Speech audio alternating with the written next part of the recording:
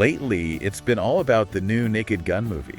You know, Oh, yeah. the reboot. With Liam Neeson. Liam Neeson stepping into those shoes as Frank Drebin Jr. I mean, Big shoes to fill. huge shoes. Those are some iconic shoes, right? Absolutely. And silly shoes, too. Oh, yeah. Very silly shoes. Oh, slapstick. But, it's not just the return of this classic comedy. There's something else going on. Right. In this trailer, there's this one moment, this one little thing that's got everybody talking. Yeah, there's a lot to unpack with this new Naked Gun movie, but that little visual gag that references O.J. Simpson's Detective Nordberg, I think that's really what has people buzzing. Yeah.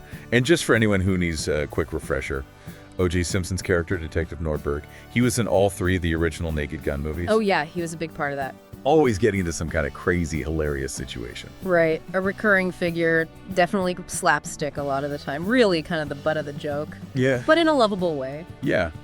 Yeah, he was a big star back then, a football icon. He was doing movies, things were going great. Huge celebrity. But then things took a really dark turn.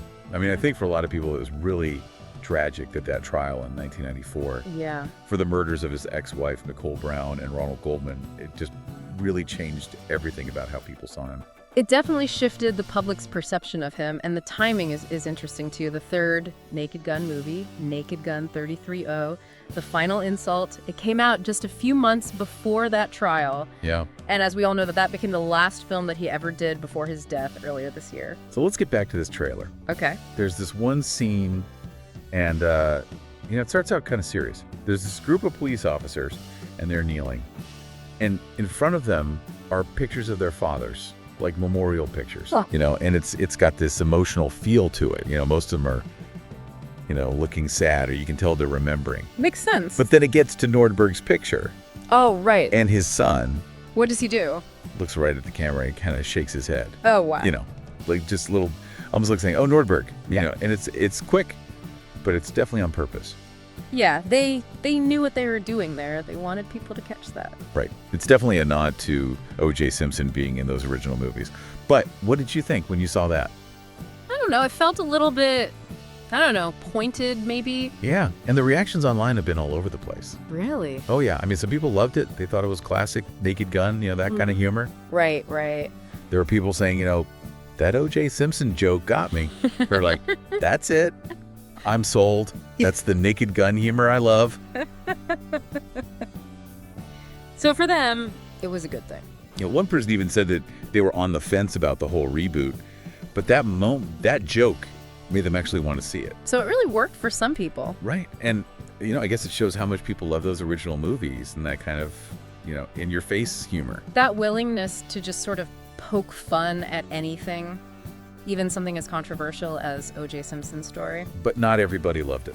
Makes sense. I mean, Yeah, a lot of people were uncomfortable with it. They felt like it went Yeah. too far, or Yeah. it was insensitive, I could see that. given what happened, the real life, tragedy and all. There are a lot of people hurt by those events. Yeah, there was this one comment that really stood out to me. I said, I know it gets said a lot, but sincerely, no one asked for this. Oof. Yeah, that's a tough one. So it's tricky, right? The filmmakers are trying to bring back this beloved franchise, but they also have to deal with this, really difficult part of its history. Yeah, and some people might think is edgy or funny. Other people might find offensive. It's a tough line to walk. For sure, it really makes you think about how far is too far with comedy. Definitely, and it makes you think about intent too. Like, what were the filmmakers going for with that joke? Were they trying to say something bigger about, celebrity and infamy, or were they just trying to, recapture the spirit of those old movies, push the boundaries a little bit? Maybe it was all of that. Right. Or maybe it was just a way to get people talking about the movie. Could be, but then it gets even more interesting because TMZ reported that O.J. Simpson's own lawyer, Oh, really? Malcolm Laverne, actually found the joke funny. He did. He even said that it's good that O.J. is being acknowledged, since he was a star in the franchise. Wow.